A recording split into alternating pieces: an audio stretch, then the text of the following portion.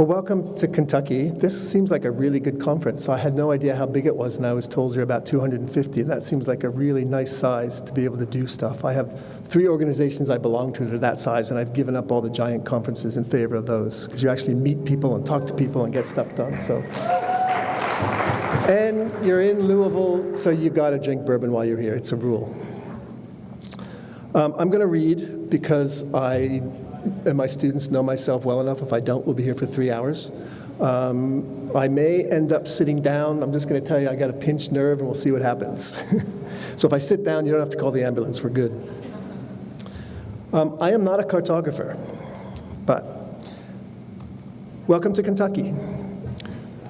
Of course, you're all map people, so you know exactly where you are, but I still can't resist the maps. Locating Louisville at one corner of the Golden Triangle, concentrating Kentucky's population and wealth between Louisville, Lexington, and Cincinnati, just across the river in Ohio, and at the edge of the bluegrass region centered on Lexington. Historically, Kentucky was important as one of the first trans-Appalachian frontiers of the American West. Some of the first Europeans snuck in here prior to the Revolution, breaking the King's law about moving into native lands beyond the proclamation line and settling around where we are now, in the Kentucky bluegrass region. By the first census in 1790, you can see that settlement density, and Kentucky was an integral part of a national urban economic network that tied Lexington and Louisville to New York, Philadelphia, Pittsburgh, Wheeling, Cincinnati, St. Louis, and New Orleans through land and water routes. And in a couple minutes, we'll travel 80 miles east of here to Lexington to explore the mapping of racial geographies over the last couple of hundred years, and Lexington's landscape transformations from a small urban grid in 1791 to a semi-large, mid-sized, sprawling city today. And just for the record, the work that I do in this vein is explicitly about looking at racialized landscapes as a racial project, implicated in creating, maintaining, and challenging the categories of race and the practices of racism in the United States, and it is part of a commitment to exploring racial geographies more generally. I do that as an historical geographer.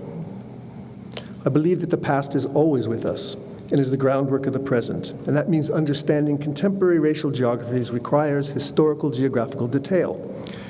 And I do that through all the usual kinds of documents you might imagine: personal papers, deed records, wills, manuscripts, census materials, oral histories, and of course, my favorite, maps.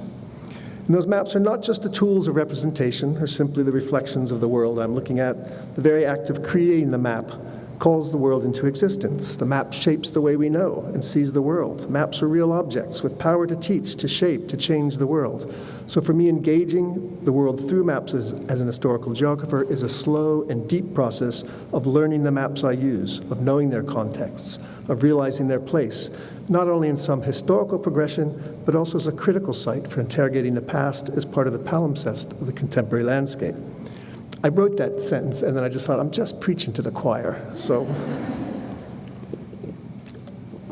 or that whole paragraph. So if you'll indulge me for 3 slides, I've always loved maps.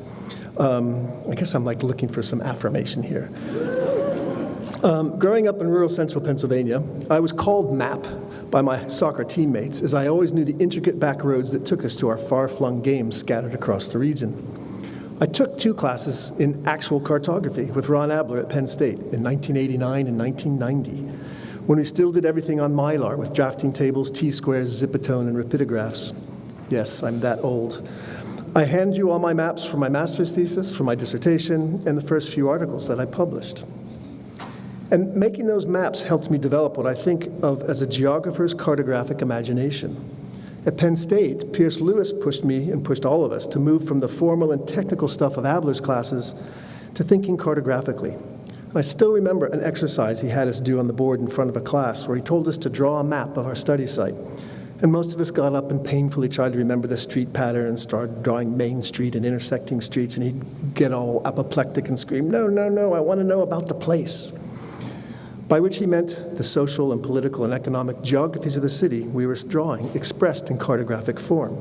He meant the sort of place understanding that I think of when I think of Grady Clay, and that Grady Clay made famous.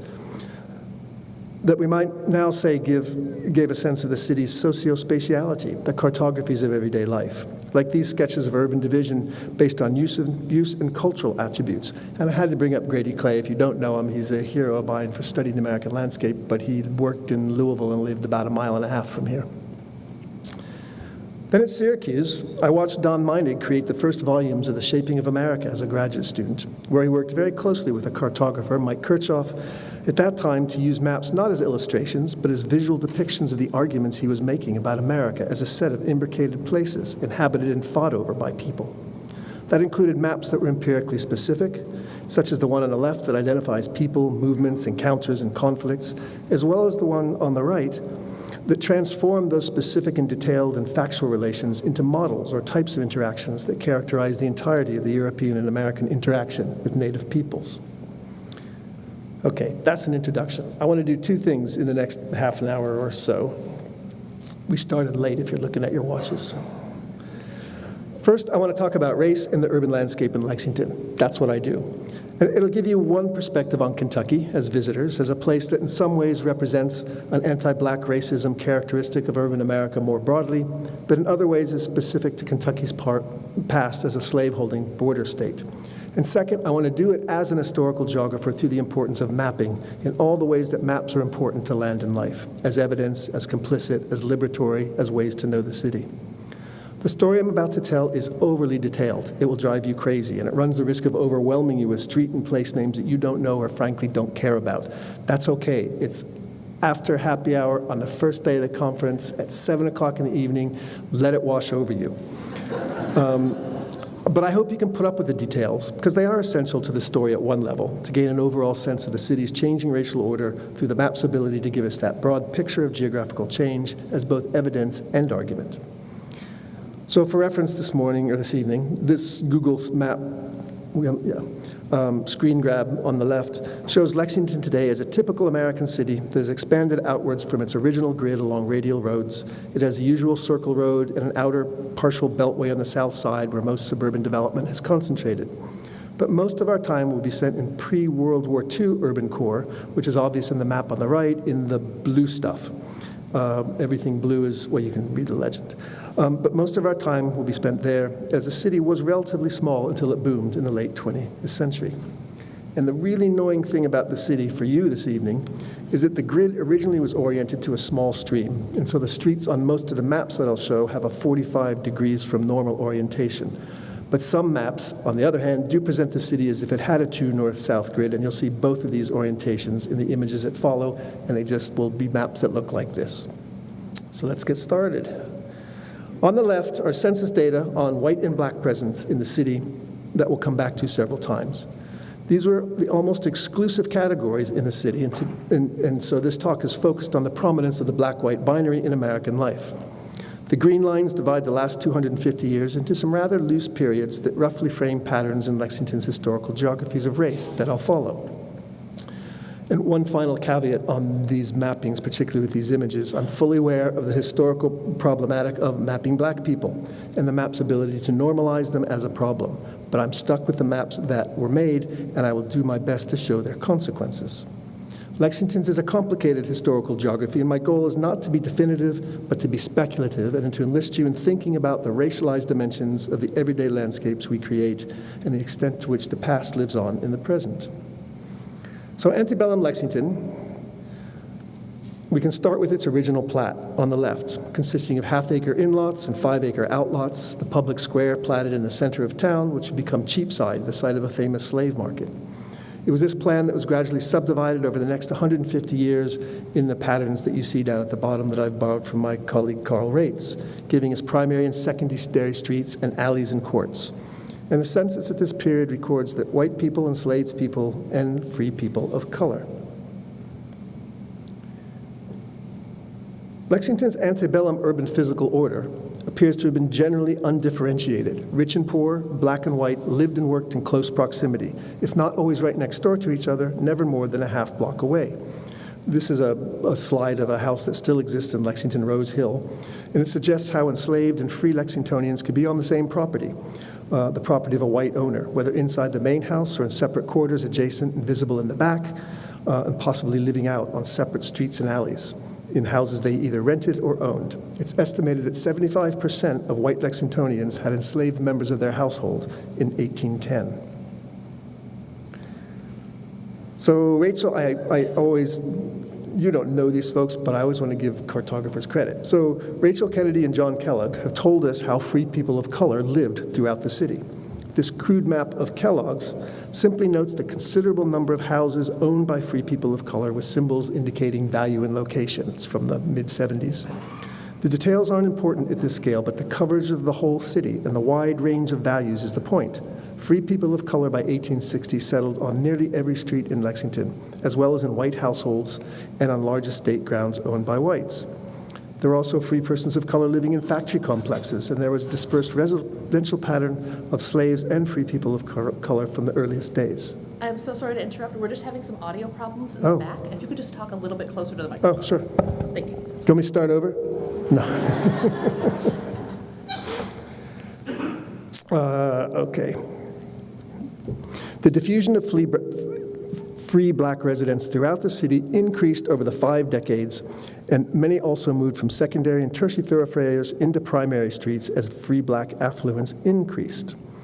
This relative freedom of movement afforded enslaved persons living and working out, as well as the rise of a small but significant free black class, did not go unnoticed by white Lexington.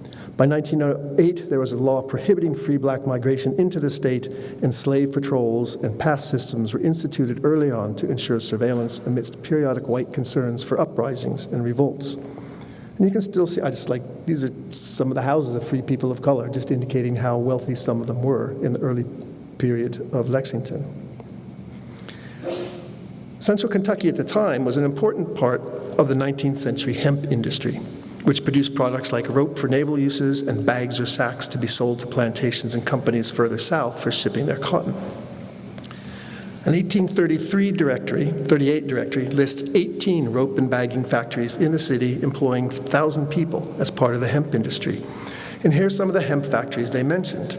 On an 1855 map of the city, you can see the long buildings for turning hemp into rope, and labor shortages and the needs for manufacturing hands, especially in these rope walks, meant that many male enslaved persons were hired out, and it's likely that most domestic household labor fell on the shoulders of women of color in the household. Here you can see an 1857 bird's eye view of the city with one hemp factory circled at the city's then edge, which I've also blown up on the left-hand side. And then superimposed on the 1850 map for context. It sat at the corner of Broadway and 3rd Streets, close to the city center, and black economic life was not limited to the hemp works and included enslaved and free people of color in any number of categories. And as you could guess, those folks also had churches essential to their social life. Some enslaved persons worshiped within the master's white churches. Whenever possible, they formed their own congregations and established church buildings as centers of culture, solidarity, social cohesion, and economic opportunity. And there were a number of these churches by 1860 scattered throughout the city. So the end of the Civil War, the end of slavery, and manumission, the freeing of slaves, saw African Americans fleeing to Lexington from the surrounding countryside. Perhaps a first step which saw Lexington become a 3-generation way station on the Great Migration. By 1870, the black and white populations of the city were almost equal, and they did not change that much in the next 20 years.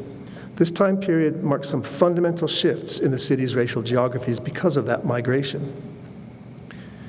In order to accommodate new black residents, parcels of land at the edge of the occupied city were subdivided through various mechanisms and marked for black settlement. They became known as the Black Towns. I superimposed most of them on this map to give you this 1855 map to give you a sense of their then marginal location at the edge of the city. And I might mention a couple of them as we go on. They all had names: Adamstown, Davis Bottom, Lees Rose, Smithtown, Brucetown, and so on. They often were in low-lying areas at the city's edges or close to the railroad tracks. And here I've simply reproduced them on an 1877 map a little bit later, by which time you can see their street divisions, which accentuates their edge of the city locations at that late date. So a guy called John Kellogg, who was once a student at UK but seems to have fallen off the face of the earth, I spent 15 years trying to find him, published 2 articles on this phenomenon in the 70s that are still among the most cited in the literatures on postbellum urban southern residential patterns. He used city directory information to code the city by race, block by block. And this is one of his rather crude published maps from that work. He had 2 articles. By some fluke, a graduate student discovered and gave to me his working pre-publication maps that we found beneath some stairs at a house in Lexington about 10 years ago. I've got archivists at UK scanning them as we speak. So these are from my own collection. So they're the basis for those published maps. And this one's a little bit faded, but you can read the legend. Yellow and pink areas of the city are majority white, and purple and black areas are majority black. With some imagination, you can see the patterns of relatively integrated urban residential life, with white and black folks living in relatively close proximity in the now postbellum city. Now with the addition of towns and remnant hemp factories, they've created clusters of black residential settlements, mostly towards the edges, and you can see the very beginning of some purely white parts of town on some of the main streets leading to the earliest suburbs, which we'll see in a few minutes. There's perhaps the beginning of a greater racial segregation here, but it still appears at a micro scale. And I think this map was made on the eve of a watershed moment, on the eve of the 20th century, perhaps hinting at, but just before the true maturation of Jim Crow in the city. So the change to come with true Jim Crow segregation is captured in this graph, which I guess I should apologize for. It's from my working notes. I'm not very good with Excel. It comes out of my draft notes for a chapter on this project. The x-axis shows dates in 5-year increments from 1885 to 1940. The y-axis shows the number of subdivided and platted house lots, how many lots were created, in increments of 200. So the top of the scale is 3,000 house lots. This map represents the expansion of Lexington following the previous map of 1887 occupation. You can see, for example, that in the 5-year period from 1885 to 1890, about 1,500 lots were added to the city. That number's diminished a bit by 1895 and then crashed by 1900. That's the financial crisis of 1893 and its ensuing depression on the housing market. This also coincides with the Supreme Court case of Plessy versus Ferguson, which legalized racial segregation, is often used as the hallmark moment for Jim Crow. So bear with me on one more graph. This one covers the same time period, but it shows on the y-axis the percentage of those new house lots from the last graph identified by the size of the actual subdivision. For example, in the period 1885 to 1890, 25% of all lots were in subdivisions of fewer than 35 lots. 55% were in subdivisions of 36 to 99 lots, and 20% of those lots were in subdivisions over 100 lots. What this shows over time is a change from small subdivisions to large ones, and that most houses in the 1901 to 1930 period were in the largest subdivisions added to the city, a dramatic change from the previous piecemeal building up of the city in the previous era. This is even more dramatic than it looks like when I tell you that over 1/3 of those lots in the 1885 to 1900 period were not built upon until after 1900 because of the recession. So this move to larger and larger subdivisions in a rapidly expanding city, along with Jim Crow, meant that the micro-apartheid of this inner city would not persist into the suburbs. And Kellogg also made a map, I don't think he ever published it, of 1939. Same city directory information, same code, same key. On the left is his 1886 map of micro-apartheid. Suburban growth over the next 55 years is in the map on the right, based on 1939 information. 250% increase in population, accompanied by significant suburbanization, which is now notable for the more striking residential segregation and the striking whiteness of Lexington's south side. It also includes the agglomeration of what became known as the East End into what became the Black Business District. And Kellogg's map pretty much matches the Homeowners Loan Corporation map of residential security, made to visualize the geography of lending risk, which is generally associated with redlining practices.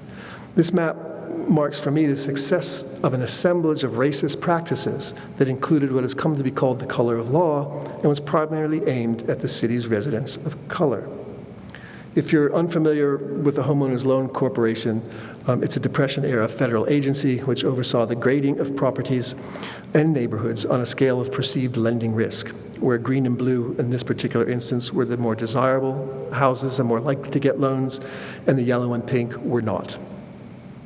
So it's unfortunate that Kellogg and the HOLC didn't color coordinate, but you can do it. Kellogg's yellow and pink are majority white, which matches the HOLC green and blue. Kellogg's purple and black are majority black, which generally matches the HOLC yellow and pink. It's almost a one-to-one correspondence on this map.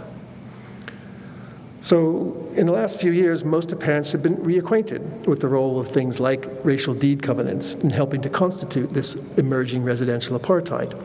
Here's an example of a deed covenant forbidding ownership by anyone of color, a clear instance of the color of law's critical role in reaffirming the separate part of the 1896 Plessy decision, and it's the legal crutch for the patterns on those two maps. As a side note, there's a project in Lexington documenting this practice, which I always like to plug.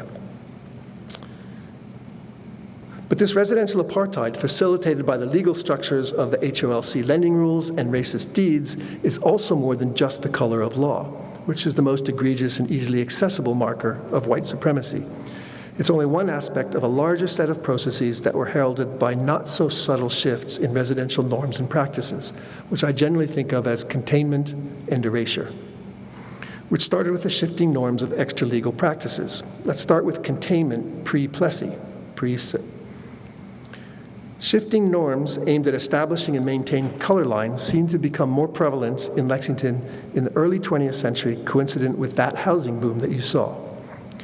This residential park on the left was built in 1890, immediately adjacent Brucetown, one of those African-American towns built around a hemp factory. There seemed to have been no issue in the 1880s in cheek-by-jowl, black-white neighborhood juxtaposition. They were all neighbors, as we saw in Kellogg's 1887 map. But by 1907, the residents of Ellesmere Park were petitioning the city to close the alley and to gate their neighborhood to stop black folks from walking through the neighborhood. This marks a change in normative assumptions about black-white proximity. Here, an upper middle class residential enclave built in the 1890s without concern for an existing and immediately adjacent black working class neighborhood deemed that neighborhood suddenly to be a problem 15 years later. A few blocks. So similarly, this ad for a residential park, I gave part of this talk in Lexington recently, which is why this is in there. Everybody's seen this ad. It's been produced like 1 million times to show people that there were racial deed covenants. But what's more interesting to me on this, I know you can't read that, than the fact of deed covenants is this new subdivision advertises that there are no nearby Negro settlements, which is that new change. So a few blocks away from the first example is a second one. The white-owned red brick house on the left-hand side here in a couple of images was built in 1890 with black neighbors located immediately in the alley behind them, basically in the backyard. And here's a picture of that house next to an excerpt of Kellogg's 1886 map, which shows the alley to be occupied by black Lexingtonians, and a later fire insurance map documenting the juxtaposition. This appears to have been normal, according to what we've seen in the late half of the 19th century. But only 17 years later, when a new residential block was built directly across the street, shown here through the gate, Hampton Court it's called, through this gate, and circled on the fire insurance map in blue, the adjacent working class street, circled in yellow here, was deed covenanted white, suggesting that cheek-by-jowl housing practices of black and white folks no longer prevailed. Containment thus became more overt, for instance, in the publicly proclaimed and normalized practices of the real estate market, identifying houses and neighborhoods exclusively and explicitly for African Americans. Containment was created and maintained by the Ku Klux Klan's fiery crosses and dynamite explosions, which had the effect of scaring investors and developers from creating black subdivisions in certain parts of the city. Containment was created by vigilante action, such as the case of a neighborhood group formed out of 3 deeded white neighborhoods, circled here in the not really north side of the city, who met in the basement of the local Christian church to strategize their opposition to a proposed black subdivision immediately adjacent theirs. They first offered to buy out the black developers, but were rebuffed, and so they trumped up some gun charges on the developer, which were never proven, but it took 3 trials to sort it out and effectively killed the project. Containment extended to the new public housing projects, the New Deal public housing projects, where clear racial segregation can be seen in the 1839 map in the white circle and the black circle. So all of this ultimately confined Lexington's only substantial pre-war black residential subdivision to the true north side, which I'll come back to in a minute, and you can see circled here on both the 1887 and 1939 maps. But first, containment's co-conspirator was erasure. And as early as 1914, the University of Kentucky president wanted Adamstown, one of those post-Civil War towns, for a faculty housing development, but he could not get the legislature to get him the money to buy it. He remarked at a public meeting soon afterwards that Adamstown in general was a disgrace to the city and should be condemned, and he indicated his disappointment that the university's scheme to purchase the property fell through. They didn't get it then, but by 1950, the deeds literally were done. Memorial Coliseum, that iteration of Kentucky's basketball arena, was built on the site. And you might argue it was inevitable as the 20th century city expanded outward and found these post-Civil War edge-of-town neighborhoods in their path, but we can't blame the market alone. Erasure was orchestrated and effected and was one result of numerous federally instigated housing and public health studies that conflated neighborhoods of color with contagion and disease, which got translated into slum clearance and urban redevelopment projects by 1952, targeting historically black parts of the city on the left, like Chicago Bottoms, which was eventually decimated by the redevelopment project on the right. Or through the city's very first comprehensive plan in 1931, which already proposed a set of ring-ridden connector roads for accommodating the city's burgeoning automobility, which set the stage throughout the 20th century for inner-city transport corridors linking the university with the new interstate highways that also helped eradicate neighborhoods of color. Ultimately, all of the post-1860 black neighborhoods were targeted, decimated, or wiped out. And each one has a story of displacement and, in many cases, of resistance. The process began around 1930 and actually is still taking place today in the very last remnants of 2 of these. It can be seen in the free market developments at my campus aimed at student housing and gentrification adjacent to some of these remnant communities.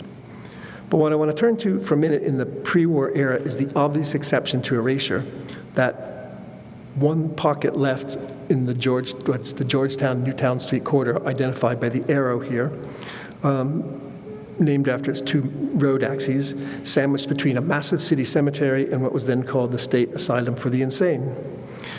The result, in part here, was to create a citywide color line that reserved the South for whites and the North for people of color, effectively cutting the spread of any edge-of-city black settlements until the 21st century. But it seems that in the processes of containment and erasure meant that the land east of Georgetown Road and that little triangle there that's pointed to by the arrow is what you're going to look at for the next 2 slides. That little triangle had become home to prominent black institutions by 1920. The Colored Orphans Home, the Booker T. Washington School, the Chandler Normal School, Frederick Douglass Park, the Colored A&M Fairgrounds, the largest in the state. The Orphans Home was nationally famous and garnered donations from Chicago and New York. And again, you see some of my working sketches and notes here. Someday I'll learn how to do these on a computer. The land on the other side of the road from those institutional buildings was one large farm at the turn of the 20th century. Its first subdivision seemed to be developing as a mixed neighborhood, but it failed in the crisis of 1893 and sat dormant. By 1828, it had been subdivided into 7 exclusively black residential areas and included Douglass School and a cemetery for people of color. And an odd discovery here, at least 2 of these little subdivisions had an extremely rare case of deed covenants that excluded white settlement. But that's a whole nother project. So I've come to look at this part of town as it developed at the turn of the century in terms of resilience, of Lexingtonians of color taking their lives into their own hands on their own terms. The newspaper's so-called colored notes sections highlights burgeoning black middle-class values and aspirations during this time. Neighborhood improvement associations took on civic projects like water mains and sewer lines. Church socials were advertised, elegant lunches and dinners were boasted about, and menus, decorations, and attendees were noted in the papers. Douglas Park in the neighborhood became a center of community life, where kids played baseball in the park for the City League. It's still the site of events like homecoming celebrations and is one of a range of Lexington-wide institutions, such as the Lyric Theater in the East End, in a citywide network of black social and economic life. So after World War II, this process continued, with 3 significant middle-class black suburbs in that triangle's expansion moving out of the city. Haskins Drive in 1950, created by a black insurance dealer, St. Martin's Village, the first whole neighborhood for middle-class black folks with 200 houses by 1960, and then the crowning glory of Oakwood Estates, the place for the elite black neighborhood in Lexington by 1970. These 3 still stand as beacons of middle-class black pride in the city, and especially in the eyes of the older generations, although their market value also makes them targets of predatory buyers in a very tight housing market. So this brings me getting close to the end. In the post-World War II era, I'll only touch on a couple significant developments in the 20th and into the 21st century. After the war, Lexington boomed. 1940, there were fewer than 50,000 people. By the turn of the century, it was 5 times that, and we're still growing. And this map shows the extent of the city's built environment, and you saw that earlier. As late as 1975, the city still was segregated and showed patterns reminiscent of the 19th century. But would that persist with suburbanization? In the late 1990s, a development called Masterson Station was proposed. It would be the first development on a road outside of New Circle on the north side of town. The developer saw this as a new frontier. Those are his words for the Lexington housing market, and commented how excited they were about a new neighborhood in a new part of town. And they like to think of Masterson Station as a neighborhood for all of Lexington. He said that the first sales had been to people from all areas and all lifestyles, without mentioning race. Michael Wilson, a black council member, was concerned that the northern subdivision would only exacerbate the color line and wanted more affordable housing in South Lexington. And the developers were being coy about who was buying lots and whether white people would buy there. The real estate industry was fundamentally aware that the Lexington color line when it became apparent that most of the available land left by the end of the century was in the north, as illustrated in this very crude map from the newspaper article in 1995. But they wondered out loud, would white people move there? Jock Wigginton, a local developer, said Masterson Station could be a telltale sign for developers trying to shift from the south to north. And the president of the Urban League noted that many whites have considered the north end undesirable, but he was optimistic. By 2010, Masterson Station was successful. And this is now defunct, isn't it? There's a Social Explorer, I think, one of the maps has disappeared from online, simply mapping race by people. And it appears to have catalyzed full-blown development of Lexington's suburban north side outside of the circle. But expansion into the countryside also meant that many black rural hamlets, created after the Civil War to attract black labor back to the farms, would be caught up in the expansion. At least one, Jonestown, disappeared. 2 others, Bracktown and Cadentown, waged successful battles to preserve their communities. There's a contemporary effort to celebrate these disappearing communities at this website on here. And meanwhile, back in the city center, there was renewed attention to cleaning up as prelude to rejuvenating the urban core and maybe gentrification. For example, I'm building a new UK basketball arena and parking lot on the site of a former black neighborhood. As a final example, let's return to what is known as the East End, as a code for the remnant black neighborhood and business district that had coalesced around several post-Civil War neighborhoods and had been targeted by that 20th century urban renewal plans that we saw a few minutes ago. You can see from the crude screen grab map here that the area is almost triangular, bounded by Elm Tree Lane, 3rd Street, and Midland Avenue. And at each one of those corners of the triangle is a symbolically important project making sometimes conflicting claims on redevelopment in the neighborhoods. On the one hand, the area in the 1980s and 90s was still subject to erasure and containment.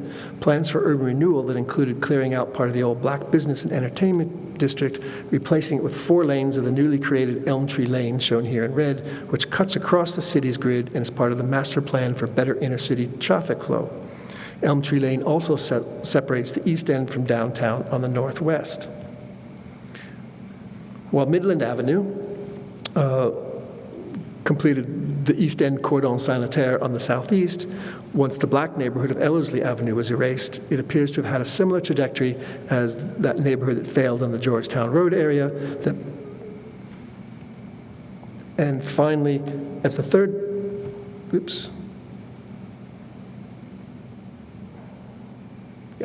At the third corner is Thoroughbred Park, which anchors the eastern edge of the area on a site which has maintained the racial divide since 1880s.